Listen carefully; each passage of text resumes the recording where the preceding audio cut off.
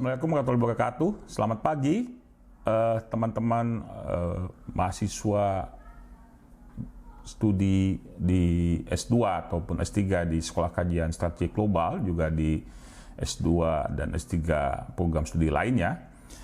Seperti minggu lalu disampaikan bahwa filsafat ilmu dan metodologi tidak hanya belajar historis filosofis saja, tapi juga akan menggali beragam pemikiran dari sejak masa sebelum Romawi, zaman Yunani kuno sampai dengan kondisi hari ini. Kita akan melihat bagaimana perkembangannya dan bagaimana ilmu pengetahuan itu dimulai.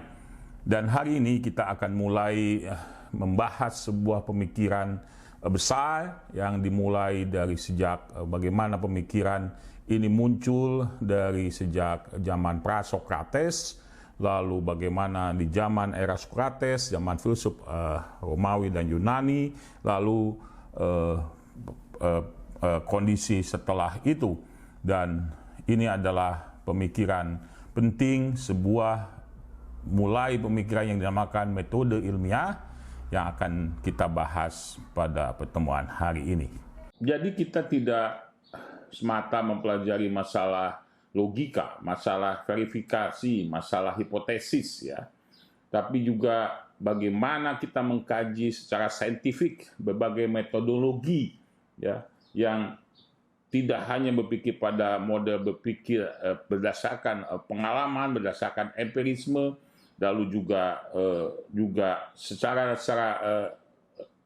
yang lainnya. Tapi bukan, kita akan mempelajari ini secara utuh, ya, mempelajari ini bagaimana kembali secara kritis masing-masing tema akan dilihat dan akan disampaikan secara runtut agar teman-teman bisa memperoleh pemahaman secara utuh.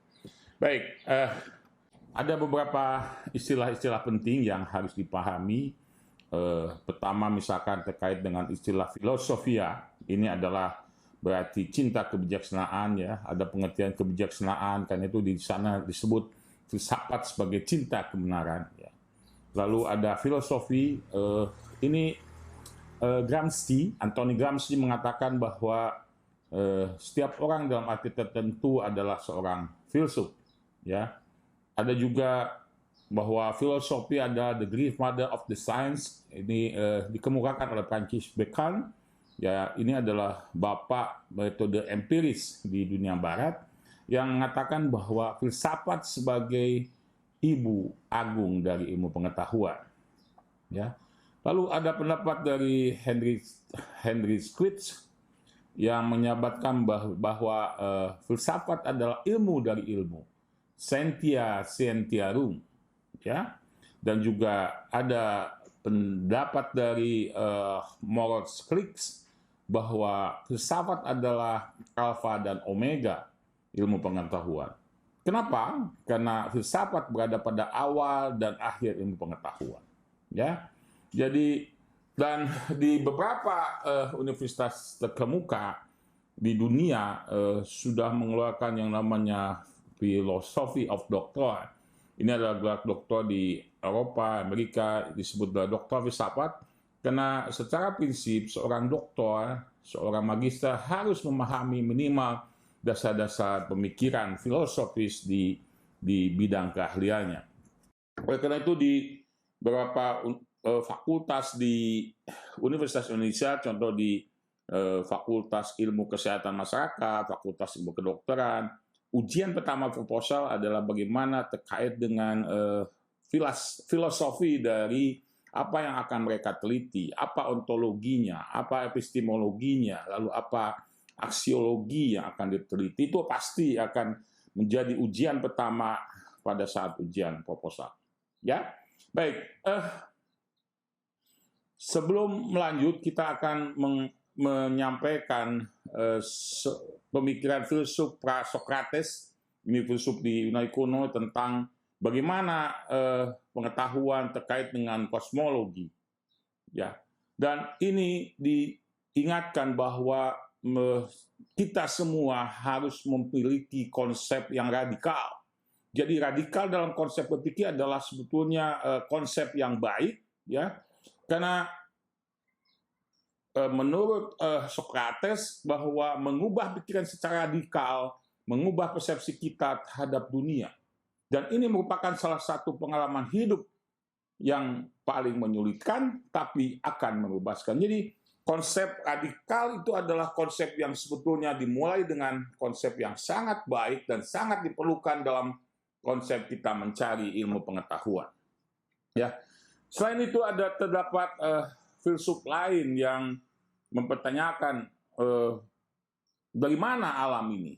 Ya, jadi pengetahuan dimulai dengan pertanyaan-pertanyaan terkait dari mana alam itu berada. Misalkan Thales mengemukakan sebagai air itu tahun 640 sampai 546 sebelum Masehi.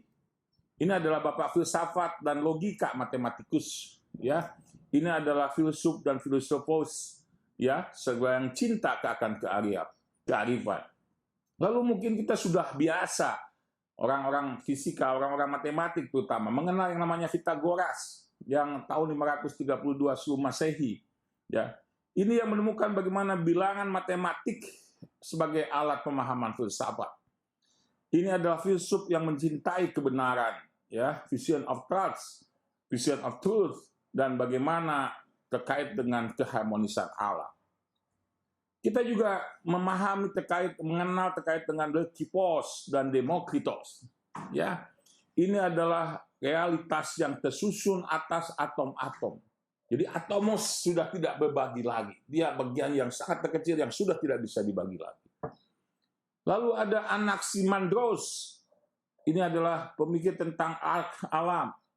Apioron, yang tidak terbatas tentang ilahi yang abadi, sesuai dengan segala sesuatu, segala tujuan terhadap sesuatu. Lalu ada juga Parmenides, ya, ini adalah tokoh yang segala sesuatu itu adalah satu dan tetap. Menolak dewa-dewa dan Tuhan yang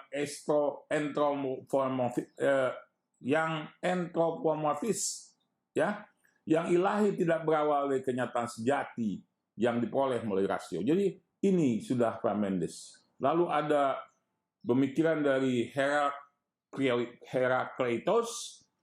Ya, ini adalah pemikiran tentang non-permanensi, bahwa antara segala sesuatu berubah.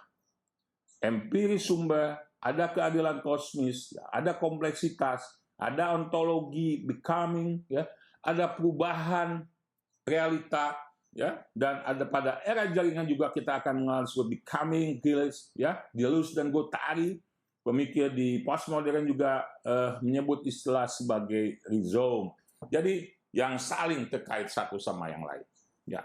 Lalu kita masuk tokoh filsuf zaman Socrates. Jadi kalau tadi adalah bagaimana konsep-konsep berpengetahuan untuk menjawab fenomena alam sejak zaman sebelum Socrates, lalu kita melihat bagaimana zaman Socrates. Filsuf-filsuf ini sebelum Socrates disebut sebagai pra-Socrates atau filsuf sofis sebagai Protagoras. Sofis berarti ilmuwan bayaran. Semboyan sofis adalah filsufat zaman Socrates, yang paling terkenal adalah Plato dan Aristoteles. Ya. Jadi ini ada istilah yang dinamakan istilah sofis, yang mengandung pertama adalah ahli, baik, kedua adalah seorang guru. Ya, sofis yang paling terkenal adalah Protagoras. Tadi sudah disampaikan. Ya, semboyannya adalah homo mensura. Manusia adalah untuk segala hal. Ya, disebutnya sebagai pemikiran awal humanisme, hak ajani manusia, dan hak terkait dengan sekularisme. Ya. Nah, lalu kenapa kita mengambil Socrates? Socrates yang pada periode 469 sampai 399 memfokuskan adalah ilmuwan, adalah filsuf yang memfokuskan dan pemikirannya pada masalah kehidupan dan masalah kehidupan manusia. Jadi Beliaulah yang pertama kali memikirkan bagaimana masalah kehidupan manusia, ya, dan punya banyak murid. Salah satu muridnya adalah yang terkenal dari generasi muda Athena, yaitu termasuk Plato. Banyak dialog dia pada generasi muda melahirkan pemikiran-pemikiran baru. Ya, Socrates sayangnya dituduh memperkenalkan dewa-dewa baru, yang akhirnya Socrates dijatuhi hukuman mati dengan minum racun. Ini jadi bagaimana perjuangan untuk menjelaskan tentang pengetahuan pun sudah menjadi tantangan sendiri bagi para filsuf. Dan Socrates memang tidak banyak menulis, dan banyak tulisannya justru dikenalkan oleh kaya-kaya muridnya. Ya. Ajaran Socrates yang penting adalah tentang keselamatan jiwa yang lebih berharga dari raganya. Jiwa bukan sekedar nyawa, ya, akan tetapi dia adalah azas hidup. Manusia harus memiliki pemikiran yang benar, kata Socrates. Bukan kepada masing-masing tentang kebenaran itu sendiri, tetapi tentang keadilan. Jadi memang banyak sekali pemikiran Socrates yang hari ini kita bisa gali, namun memang tidak banyak yang ditulis. Nyaris tidak ada, dan pemikiran yang banyak justru tadi disampaikan melalui muridnya, terutama melalui tulisan-tulisan dari Plato yang selalu merefer terkait dengan apa yang disampaikan oleh Socrates. Nah, setelah Socrates dihukum mati dengan minum racun, maka ajaran dan model cara berpikir bagaimana kita melatih menjawab fenomena alam melalui rasio dilanjutkan oleh Plato dan Aristoteles. Ini lihat ada dua gambar, Plato yang tangannya ke atas dan Aristoteles yang gambarnya menunjuk tangannya menunjuk ke bawah. Ini juga nanti kita akan bahas. Ada buku dari dialog Plato yang masih ditemukan. Pembahasan mengenai negara ada 10 buku. Ya, mengenai hukum dari Plato ada 12 buku. Pemikiran penting lainnya adalah berkaitan dengan filsafat ilmu, ya, tentang dunia ideal, ya, tentang rasionalitas sebagai sumber ilmu pengetahuan. Plato mengemukakan tentang realitas, ontologi, bagaimana mencari sesuatu realitas, yaitu dengan metafisika dan fisika. Plato menyatakan bahwa filsafat bersifat abadi, seperti kebenaran matematika. Ya, karena itu ilmu pengetahuan harus bersumber dari realitas sempurna atau metafisik. Ya, harus dia realitas yang sempurna. Pengetahuan itu yang tetap dan abadi disebut dengan episteme atau epistemologi. Oleh karena itu, metafisika itu di luar jangkauan pengamatan. Maka diperoleh bukan melalui observasi yang nanti sering menipu, pandangan yang sering keliru, akan tetapi melalui rasio spekulatif, a priori, dan sistematis. Ilmu pengetahuan bersifat bawaan atau bersifat given yang harus diterima. Pada buku Republik, ia mengidamkan masyarakat ideal, di mana keadilan harus menjadi prinsip dari aturan. Prinsip republik yang diperintah oleh para intelektual, filsuf, raja. Ia menolak demokrasi karena tidak mensyaratkan kemampuan intelektual. Ia menginginkan raja, pemimpin yang memiliki syarat intelektual. Ya. Plato mendirikan sekolah yang dinamakan Akademia, ya, dan Aristoteles belajar pada Plato selama lebih 20 tahun. Plato membuat suatu tulisan terkait dengan bagaimana ilmu pengetahuan dicari dalam suatu buku yang dinamakan Plato Allegory of the Cave. Bagaimana ada cerita bagaimana seseorang yang dirantai dalam suatu gua yang gelap gelita, yang tidak pernah berhubungan dengan dunia lain, ya.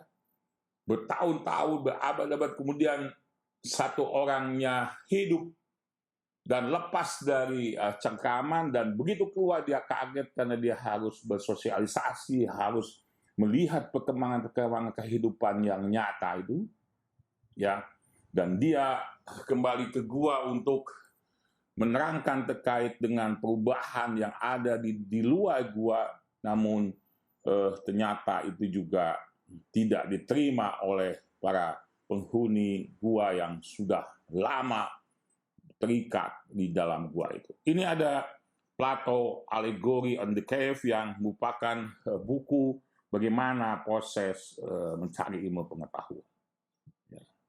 Lalu setelah Plato, kita mengenal muridnya yang dinamakan Aristoteles. Ya. Aristoteles mengemukakan justru bahwa the world is more than the sum of its parts. Bahwa keseluruhan itu tidak sekedar penjumlahan dari bagian-bagian. Ya, semua pengetahuan itu berada pada payung bidang filsafat. Fisika, matematik, estetika, psikologi, filsafat politik, etika, dan retorika. Dengan demikian, filsafat dibagi menjadi 3 bidang. Satu adalah ontologi, membahas realitas. Yang kedua, epistemologi, membahas tentang teori pengetahuan. Yang ketiga adalah logika, metodologi, filsafat ilmu di dalamnya, di dalam epistemologi itu. Yang ketiga adalah aksiologi atau estetika. Membedakan filsafat adalah spekulatif, teoritis, filsafat praktis, atau filsafat produktif. Ya. Aristoteles menyatakan bahwa sumber pengetahuan itu pengalaman, observasi. Dia adalah seorang empiris. Alam tidak bekerja secara sia-sia. Maksudnya, alam tidak terjadi secara kebetulan. Disampaikan dalam buku Politik, buku 1, ya. Dan ini hampir sama yang dikemukakan oleh Einstein, bahwa alam diciptakan oleh Tuhan dan Tuhan tidak sedang bermain dadu. Jadi ada tujuan kenapa alam ini tercipta. Nah, itu adalah pemikiran-pemikiran bagaimana suatu fenomena alam untuk diketahui. Dari mana kejadian-kejadian di dalam alam semesta ini dibongkar oleh yang namanya ilmu pengetahuan, dan itu sudah ada jauh sebelum zaman Yunani dan dikenal dengan Yunani kuno, lalu yang lebih dikenal hari ini oleh Plato dan oleh Aristoteles. Ya. Lalu kita melihat bagaimana setelah era itu. Era ini adalah masuk pada setelah zaman keemasan para filsuf tadi, dan masuklah zaman kegelapan dan zaman Renaissance atau zaman pencerahan. Ya. Ini abad di mana justru pengetahuan menjadi tidak berkembang, terutama di Eropa. Ya. Abad pertengahan merupakan abad kebangkitan religi di Eropa. Ya. Pada masa ini agama berkembang dan mempengaruhi hampir seluruh kehidupan manusia, termasuk pemerintahan. Sebagai konsekuensinya, ya, bahwa sains yang telah berkembang di zaman klasik itu dipinggirkan. Ya, jadi sejak mulai Plato, Aristoteles, lalu zaman Romawi dan sebagainya, muncullah zaman kekuatan dari agama. Ya. Sejak itu, maka sains dipinggirkan dan dianggap sebagai bagian dari ilmu sihir, ya, yang mengalihkan bagaimana pemikiran manusia melihat perkembangan alam ini kepada selain pada Tuhan. Ya.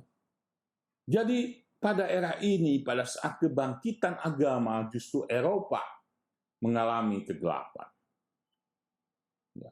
Ini adalah masa di mana Eropa menghadapi kemunduran intelektual dan kemunduran ilmu pengetahuan. Menurut dalam ensiklopedia Americana, zaman ini berlangsung selama kurang lebih 600 tahun. Ya, dan bermula di antara zaman kejatuhan kerajaan Romawi dan berakhir dengan kebangkitan abad intelektual di abad ke-15. Ya. Ya, jadi ini adalah wujud dari kekuasaan agama, yaitu terutama gereja Kristiani yang sangat berpengaruh, gereja dengan para pendeta yang mengawasi pemikiran masyarakat serta juga politik. Nah, di saat Eropa dalam masa kegelapan, justru inilah di sisi lain di timur, ya, justru Muslim memiliki kemajuan yang luar biasa. Di bagian timur dunia, ya, orang-orang jenius lahir di Baghdad, di Kairo, di Damaskus, di Cordoba, melakukan percobaan-percobaan ilmiah untuk menjawab apa yang terjadi dengan fenomena alam dan juga menjawab apa yang sudah ada di dalam kitab suci. Ya. Jadi banyak sekali model-model penelitian atau model-model percobaan ilmiah yang dilakukan di Mesir kuno, di Mesopotamia, di Persia, di Yunani, di India, di Cina, ya, yang saat ini kita sebut sebagai sains modern. Di sini mulai muncul ilmu baru seperti aljabar, ya, trigonometri dan kimia. Selain itu ada kemajuan besar di bidang kedokteran, di bidang astronomi, di bidang teknik dan pertanian. Ya. Disinilah di mana teks Arab menggantikan bahasa Yunani sebagai front kebijakan, sebagai bahasa kebijaksanaan, membentuk revolusi ilmiah di Renaissance. Ya. Jadi apa yang ilmuwan di abad pertengahan, ya, terutama di dunia Muslim, itu sangat tepat. Sains itu universal, bahasa umum umat manusia. Jadi tokoh-tokoh ilmuwan Muslim sudah mengatakan itu jauh sebelum abad pencerahan yang mendominasi sampai dengan hari ini. Ya, jadi di sini kita harus membuka kembali bagaimana sejarah kegemilangan dari pemikir-pemikir Islam. Ya. Ada buku The History of the Islamic Golden Age, ya, ada masa keemasan dari pemikir-pemikir Islam, ya, yang harus kita kuasai. Ya. Ada beberapa pemikir besar, misalnya Al-Hasan Ibnu Haytham. Ini di 1 Juli 96 Masehi sampai 6 Maret 1040. Ya, beliau adalah ahli matematik dan fisika. Bukunya tentang optik, ya, menjadi dasar pengembangan dari Roger Bacon dan Johannes Kepler, pencipta awal teleskop dan mikroskop. Tapi ilmu awalnya dari Abdul Al-Hasan Ibnu Haytham. Lalu sudah mengenal yang namanya Ibnu Rus, ya. Di Averroes lahir 14 April 1926 sampai 1998. Beliau adalah ahli kedokteran dan ahli sosiologi, ahli kedokteran dan ahli sosiologi. Ya, malah beliau disebut sebagai bapak sosiologi sebelum adanya Auguste Comte. Ya, jadi bukunya adalah Kuliat Fitin, ya, diterjemahkan ke bahasa Latin sebagai Collegiate dan bahasa Inggris sebagai General Tools Medicine. Jadi Ibnu Rus adalah bapak sosiologi yang pertama. Lalu kita mengenal yang namanya Al-Khawarizmi. Ya, di tahun 780 sampai 820. Ini adalah ilmuwan matematik, penemu angka nol. Jadi angka nol ditemukan oleh beliau. Ya, ia dijuluki juga sebagai Bapak Aljabar dan penemu algoritma serta grandfather of computer science dengan logika biner. Jadi logika biner yang sekarang dikembangkan oleh digital itu ditemukan pertama oleh Al-Khawarizmi. Ya. Bukunya Hisabajal Baywal Mukhabawah, The Mathematics of Integration Equation, jadi referensi utama di Universitas Eropa sampai dengan abad ke-16. Lalu ada Al-Batani, ya, beliau adalah astronom, ya, penyempurna teori Ptolemus, penyempurna teori Ptolemus dalam bukunya The Almagest. Ia juga melakukan pengamatan lebih akurat mengenai equinox. Hasil risetnya menyimpulkan bahwa setahun ada 365,24 hari. Ini adalah ternyata pemikirannya Al-Batani. Lalu tentu kita akan mengenal dan selalu mengenal yang namanya Ibnu Sina. Ya, tahun 980 sampai dengan 1037.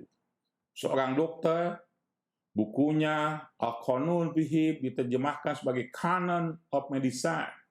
Ya, diterjemahkan ke bahasa Eropa menjadi buku referensi di universitas-universitas Eropa sampai dengan hari ini. Ya. Donald Campbell menyebutnya sebagai Father of Doctor. Ini adalah bapak kedokteran. Ya. Jadi sekolah-sekolah di Prancis, tahun Bologna, Montpellier, Padua, dan semuanya ya mengaplikasikan bagaimana pemikiran-pemikiran Ibnu Sina ini. Lalu ada seorang lagi tokoh ilmu pengetahuan Muslim yang sampai terkenal sampai dengan saat ini. Beliau adalah Abu Raihan Muhammad Al-Biruni. Ya. UNESCO sampai menyebutnya sebagai the extraordinary genius of universal. Ya, dia adalah sarjana universal dengan kejeniusan yang luar biasa. Ini ditulis dalam jurnal UNESCO tahun 74. Ia ilmuwan yang memiliki banyak keahlian, ahli matematik, astronomi, fisika, geografi, ahli bahasa, sejarawan, dan penyair dan filsuf. Pemikirannya tersimpan dalam kurang lebih 120 buku. Ya, malah ilmuwan Prancis Jacques Boilot menyatakan bahwa Al-Qanun merupakan ensiklopedia hidup yang nyaris lengkap tentang ekonomi, astronomi, kosmologi, geografi, dan matematik. Inilah ilmu dari Abu Raihan Muhammad Al-Biruni. Nah, Islam sampai dengan abad pertengahan itu luar biasa, ya, sampai ke kekhilafahan juga sangat luar biasa. Namun, disinilah mulai sesuai dengan periode politik, ya, kekuasaan yang makin menurun lagi di bagian timur. Di sisi lain, di bagian barat, ya, juga muncul yang dinamakan abad pencerahan. Abad Renaissance, pencerahan atau abad usia dari Age of Reason, Aufklärung. Ya. Jadi justru dengan pemikiran-pemikiran dari tokoh-tokoh Islam tadi sudah bisa membangkitkan bagaimana kebebasan berpikir di Eropa sepanjang abad 14 dan tahun 17. Nah, sehingga pada abad ke-17 dan ke-18 di Eropa bangkit menjadi kepercayaan penuh kepada akal dan pikiran.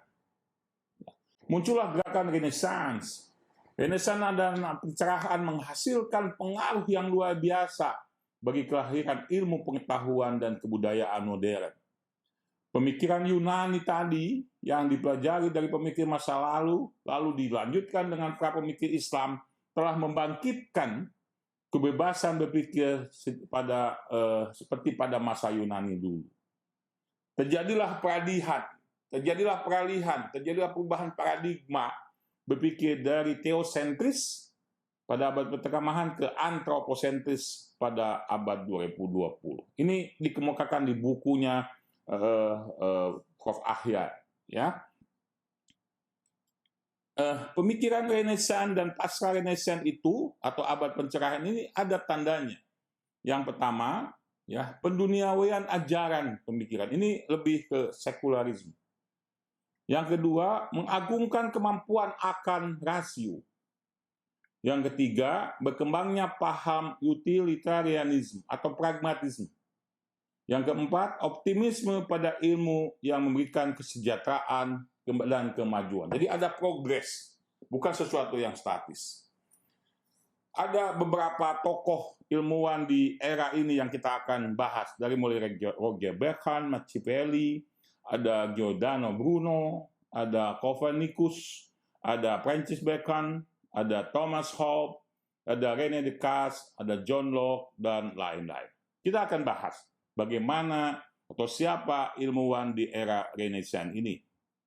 Ya. Pertama adalah kita mengenal yang namanya Leonardo da Vinci. Lahir di Italia 15 April 1452 sampai dengan 2 Mei 1519. Pemikiran yang dikenal adalah alam hanya dapat diketahui melalui pengalaman yang diperoleh melalui eksperimen model ilmu alam. Ya, ini dalam buku De Gaulle tahun 92. Ya. Lalu pemikir yang kedua adalah Giordano de Bruno, 1548 sampai 1600. Ya. Sejak muda ia sudah masuk dalam suatu serikat Dominikus. Ia seorang Averroes, ya. Karena itu pemikirannya tidak memungkinkan tinggal di biara. Ya, walaupun dia seorang pastor. Dengan tuduhan bid'ah, ia ditangkap dan dijatuhi hukuman bakar di tahun 1600. Karena tidak mau mencabut pemikiran. Jadi ini di masih di awal ke-8 di mana Giordano Bruno melawan pemikiran-pemikiran dari gereja. Ya. Lalu ada Nicolaus Copernicus. Ini adalah matematikus dan astronom.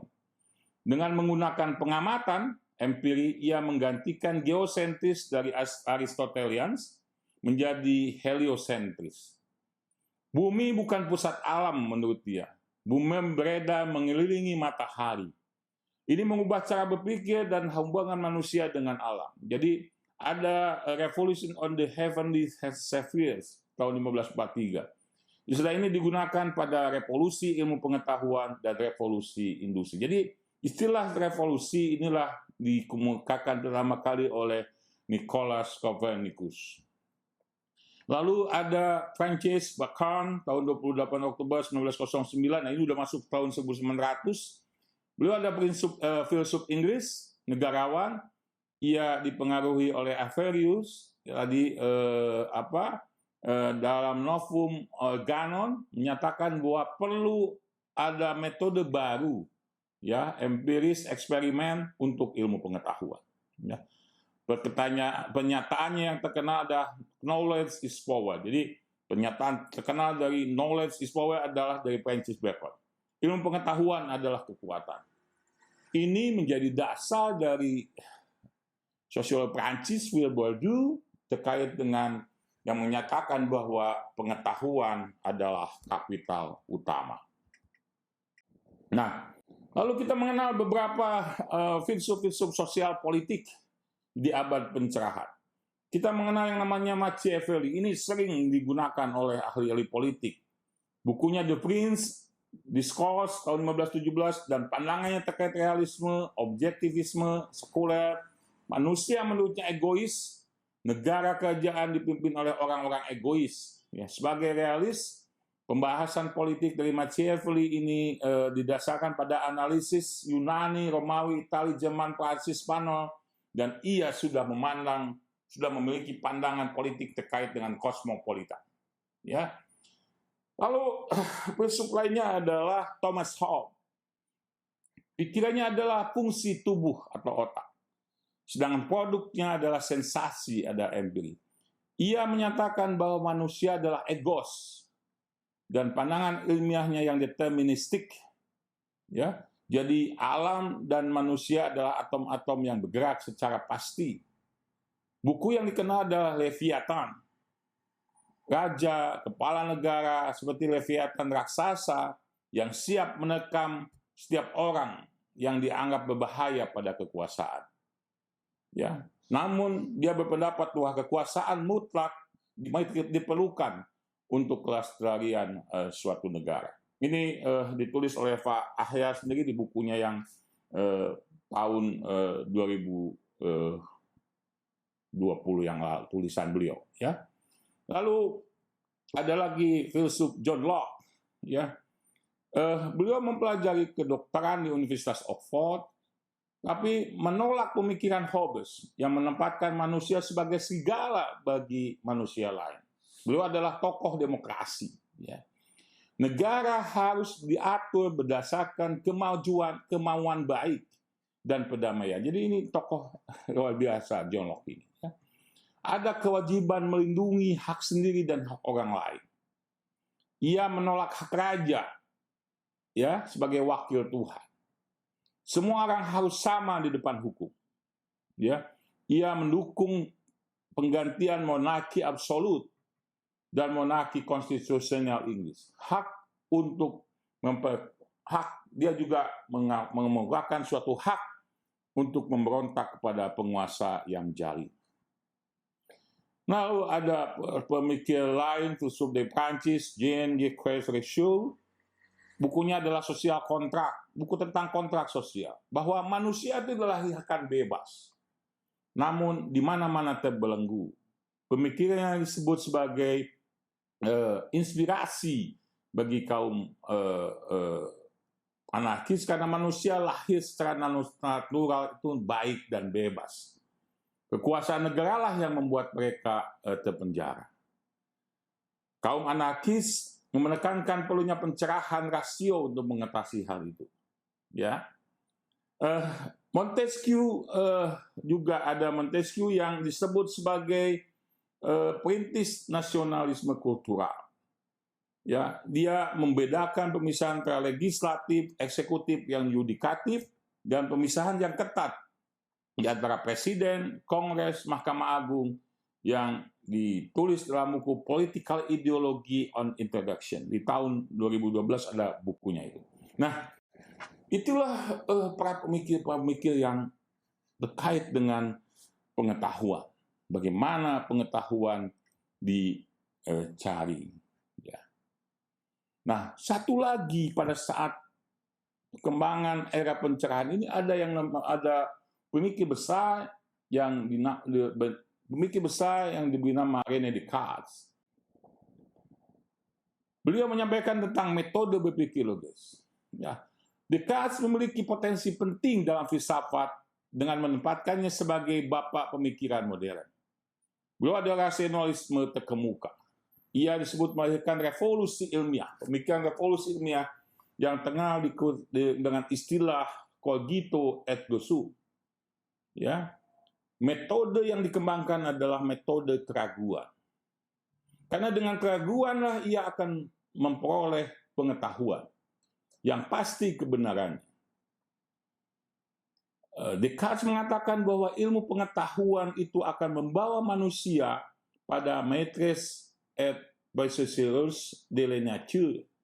Jadi penguasa dan pemilik alam.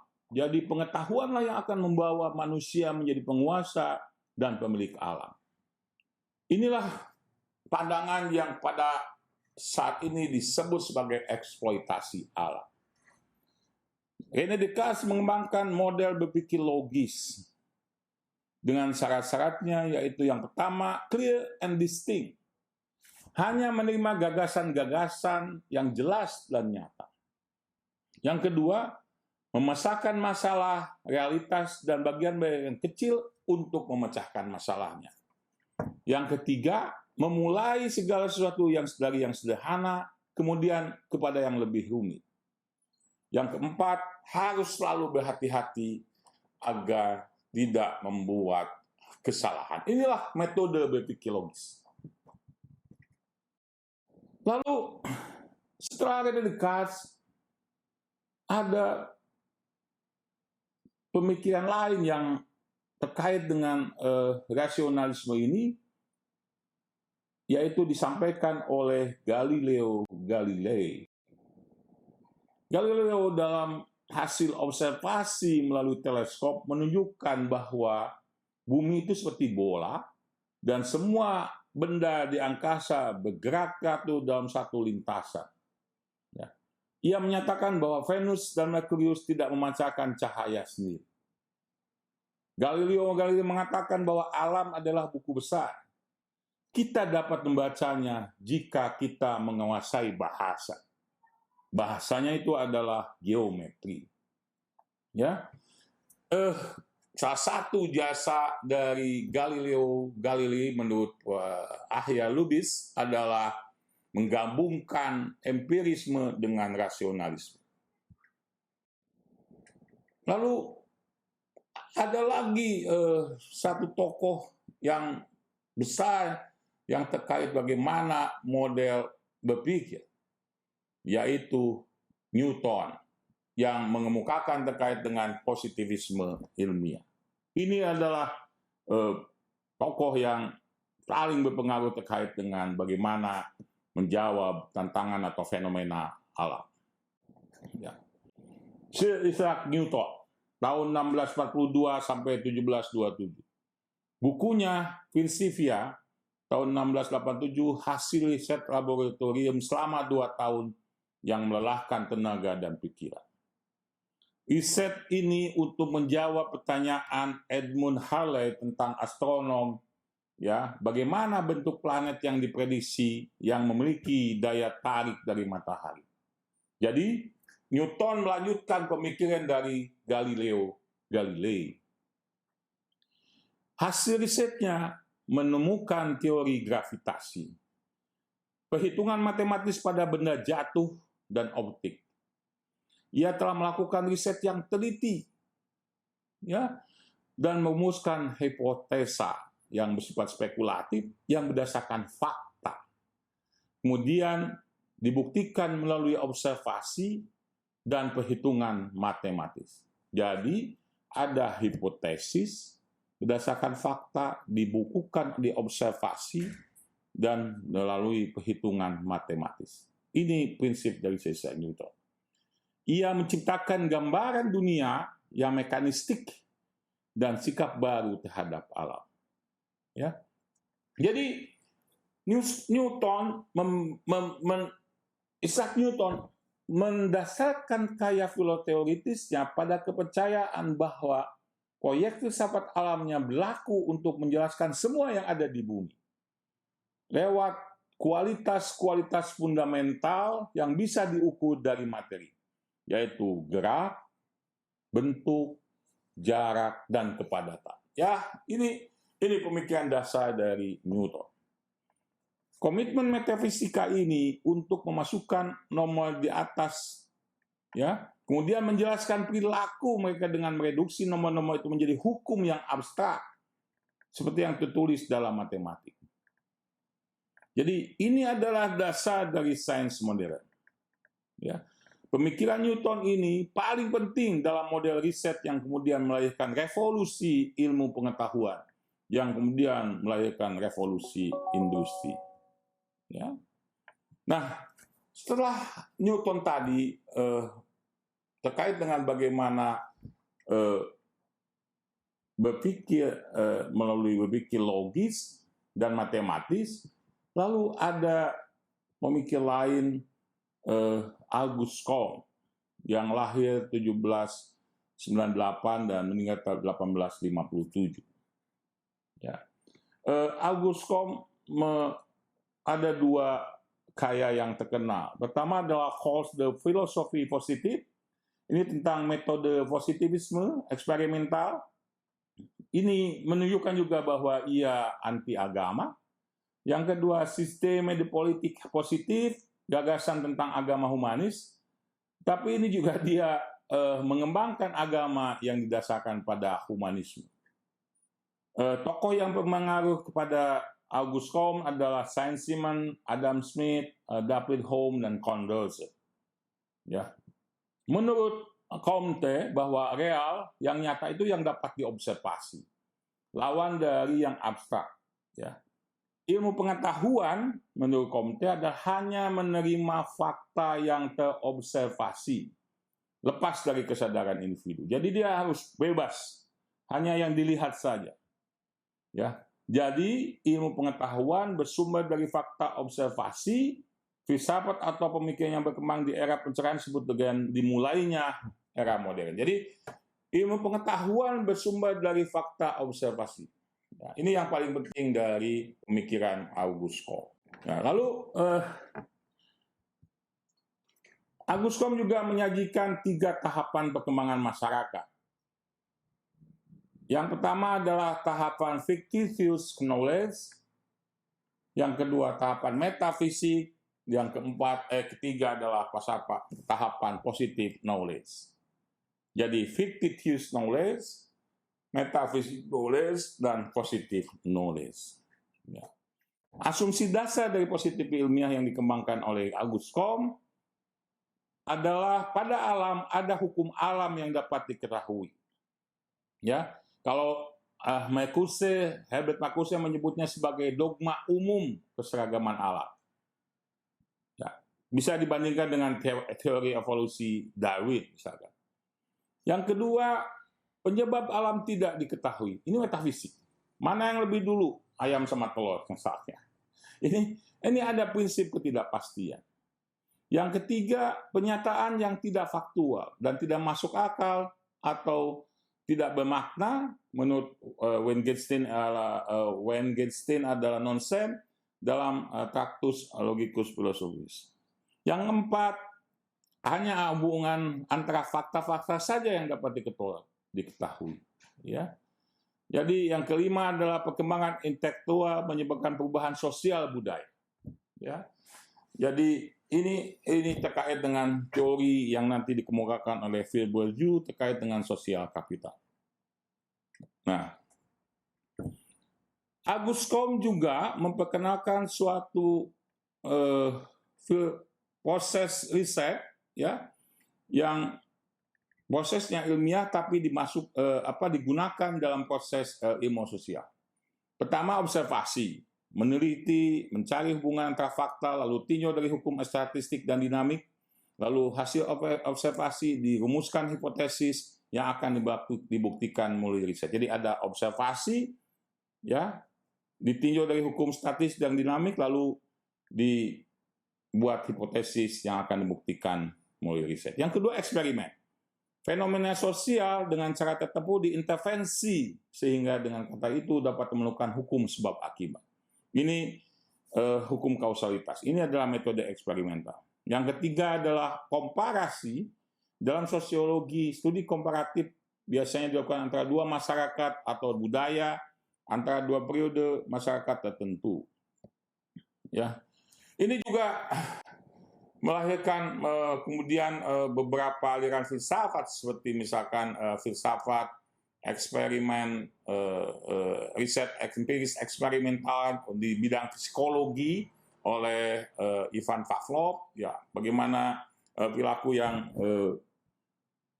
bisa dipelajari dari manusia terkait dengan perilaku behaviorisme ini, ya, yang Ivan Pavlov memberikan contoh, ya. Lalu ada beberapa lagi pandangan terkait dengan yang digunakan secara psikologi oleh pemikiran ini. Nah, dalam lanjutannya, pemikiran Auguste Comte ini menjadi fondasi dari perkembangan ilmu pengetahuan, ya, dan menjadi pemikiran penting dari beberapa ilmu pengetahuan, terutama dari para ilmuwan yang tergabung dalam lingkaran Wina. Ya. Jadi para ilmuwan ini melihat bahwa membangun ilmu pengetahuan itu mempunyai persoalan bahasa. Menyampaikannya itu memiliki persoalan dalam bahasa. Ya. Sehingga harus dibangun suatu bahasa yang baru, yang faktual, logis, dan matematis. Lalu yang ketiga, harus membebaskan pengetahuan dari etika dan metafisika. Ya. Lalu ini paradigma dominan di bahasa Inggris dan Skandinavia. Yang kelima adalah menekankan kejenihan, analisis berpikir, ketepatan argumen, dan gaya berfilsafat. Dan yang terakhir adalah aliran pandangan berilmu pengetahuan itu harus memperhatikan sains yang terpadu atau unified science. Ini terutama oleh para ilmuwan dari positivisme logis, ada Rudolf Carnap, ada Alfred Ayer, ada Otto Neurath, ya, ada Herbert Pagan, dan macam-macam. Dan yang dikenal adalah Ludwig Wittgenstein. Ya. Kita lihat apa yang Wittgenstein ini kemukakan. Jadi dia menerbitkan dua buku. Yang buku pertama, dalam buku Tractatus Logico-Philosophicus, yang menyatakan bahwa dunia terdiri dari kenyataan-kenyataan sederhana, seperti atom. Dia mengemukakan sebagai atomistik logis. Ya. Jadi bahasa ilmiah itu hanya bicara tentang fakta. Jadi ada kebenaran faktual dan kebenaran logis matematis di sini. Ya.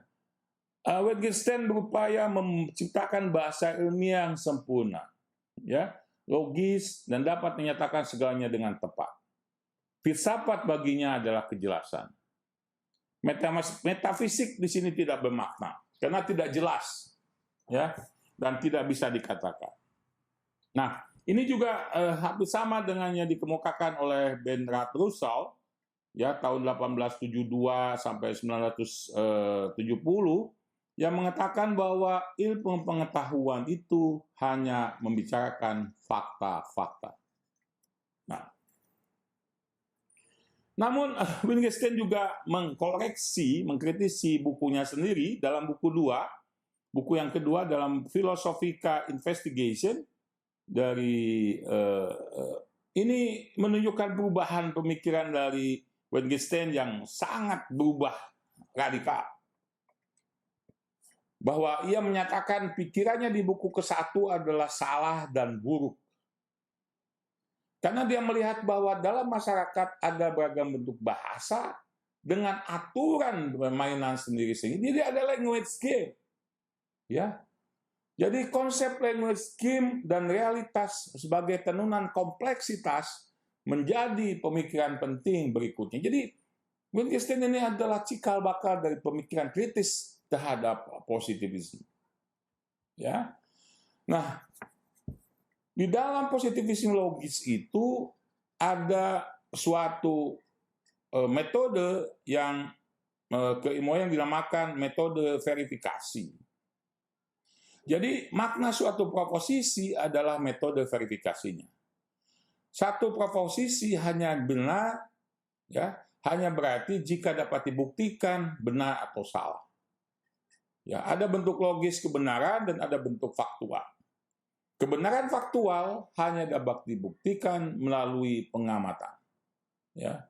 Nah, pada perkembangannya tokoh ini juga ada yang dikoreksi oleh Karl Raimund Popper bahwa tidak hanya verifikasi, tapi juga ada falsifikasi yang akan kita bahas pada pertemuan selanjutnya. Nah, tadi dikatakan di kelompok Wina ini ada yang dinamakan kesatuan ilmu pengetahuan. Dan bagaimana problem metodologinya? Nah, ini ada asumsi positivisme ilmiah yang dikemukakan oleh Newman tahun 2006-27 yang saya ambil juga dari yang disampaikan oleh Prof. Ahya Yusuf Lubis. Yang pertama, tujuan ilmu pengetahuan adalah untuk menemukan hukum, alam, dan sosial budaya. Ini adalah pandangan naturalisme. Lalu yang kedua, riset dapat mempresentasikan objek apa adanya. Ini adalah kebenaran korespondensi, objektisme naif. Yang ketiga, manusia adalah makhluk rasional yang memiliki ciri seperti hewan, Ini bisa dilihat bagaimana di teori Charles Darwin terkait dengan teori evolusi. Yang keempat, tindakan manusia adalah tindakan yang deterministik, stimulus respon pada behaviorisme.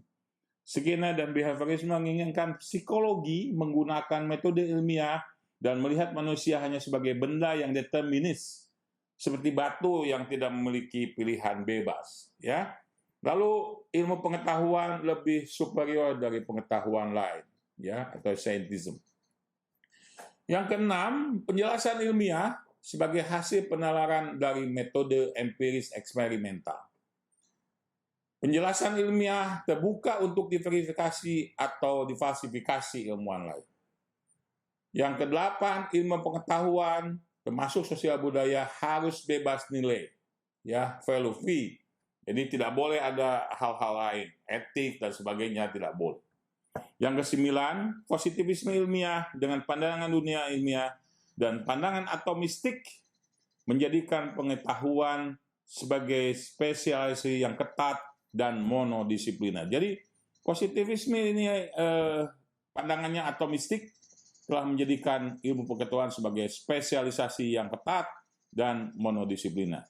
Selanjutnya kita akan membahas suatu ontologi dari positivisme ilmiah yang dikenal dengan naturalisme. Jadi kita akan diskusikan terkait dengan naturalisme sebagai asumsi dasar daripada metode ilmiah. Yang pertama, naturalisme itu karena ada realitas eksternal, suatu sifat yang objektif yang dapat diketahui semua pengamat yang normal dan rasional. Jadi ada realitas eksternal yang dapat diketahui oleh semua yang normal dan dilakukan secara rasional. Lalu yang kedua, realitas objektif itu diatur oleh hukum alam dan dapat diketahui. Jadi ada hukum alam, tunduk pada hukum alam dan dapat diketahui. Dan yang ketiga, ada suatu kenyataan yang dapat ditemukan atau diketahui melalui observasi, ya, dan eksperimen yang terkontrol dan sistematis. Jadi itu bisa dilihat dan bisa diuji dengan eksperimen yang dikontrol dan diatur secara sistematis. Dan yang keempat, aksioma tentang keseragaman hukum, ya, khususnya hukum alam, adalah postulat yang tidak dapat dibuktikan. Yang kelima, prosedur riset eksperimental harus dilakukan dengan aturan yang ketat. Yang keenam, peneliti tidak boleh memasukkan bias ke dalam penelitiannya. Ini adalah value free, jadi tidak boleh ada hal lain. Ya. Yang ketujuh, penelitian dan penentuan sampel yang dipilih harus representatif yang dapat menyimpulkan kesimpulan yang valid. Ya. Jadi ini adalah beberapa hal terkait dengan bagaimana ilmu pengetahuan itu berkembang di awal, ya, dan juga bagaimana kemudian dikenal dengan bahwa pengetahuan harus dibuktikan secara empirikal dan hasil observasi. Ya. Ada pemikiran dari Bernard Russell yang mengatakan bahwa tantangan terbesar yang dihadapi seorang pemikir adalah menyatakan masalah yang dihadapinya sebagai sebuah cara untuk memungkinkan mencari solusi. Ya, jadi ini pemikiran Bernard Russell dan kita akan masuk pemikiran siklus dari kita akan masuk siklus empiris dari Walter Wells, ya, terkait dengan penelitian kuantitatif. Gambarnya adalah seperti ini. Jadi penelitian dimulai dengan masalah atau observasi, ya, kesenjangan antara teori dan observasi. Jadi dilihat ada teori, lalu dilihat bagaimana kesenjangan dengan diobservasi, bagaimana dengan real, ya, kenyataannya. Lalu setelah itu bila kita menemukan suatu masalah yang diteliti, kita berupaya untuk mendudukkan dan atau mempertajam pemahaman kita dan lalu menelusuri ya pustaka, mempelajari teori-teori yang berkaitan dengan masalah yang itu. Ya, setelah mengumpulkan teori, maka berkaitan dengan masalah, lalu kita menemukan hipotesis. Ya, jadi lihat di sini lingkaran yang kedua ada hipotesis. Ya. Lalu selanjutnya adalah hipotesis yang kita buktikan benar atau salah itu melalui observasi, dan untuk itu kita memerlukan penjabaran, ya, instrumentasi, skala, sampling tentang masalah yang diteliti. Lalu untuk mengambil kesimpulan, ini adalah generalisasi empiris, kita dibantu oleh parameter alat atau pengukuran sehingga kesimpulan itu dianggap sebagai kesimpulan yang valid, ya. Nah, proses ini semua ini merupakan sekaligus juga merupakan jalan penentu apakah masalah kita bisa menjawab hipotesis atau tidak. Ya, apakah kita akan menerima hipotesis yang kita dibuat berdasarkan teori tadi atau tidak, gitu. Untuk sampai ke teori, untuk sampai pada teori sebagai hasil penelitian, kita dibantu oleh logika sebagai alat untuk merumuskan konsep dan proposisi ilmiah. Nah, inilah teman-teman diskusi kita hari ini. Ini adalah daftar bacaannya, tentu akan sangat bermanfaat bila teman-teman nanti lebih mempelajari ini di perkuliahan kita. Dan sebagai tugas tentu teman-teman bisa mempelajari bagaimana positivisme yang akan kita bahas minggu depan. Itu teman-teman, pertemuan kita hari ini cukup panjang juga, dan kita buka dengan diskusi. Terima kasih, salam.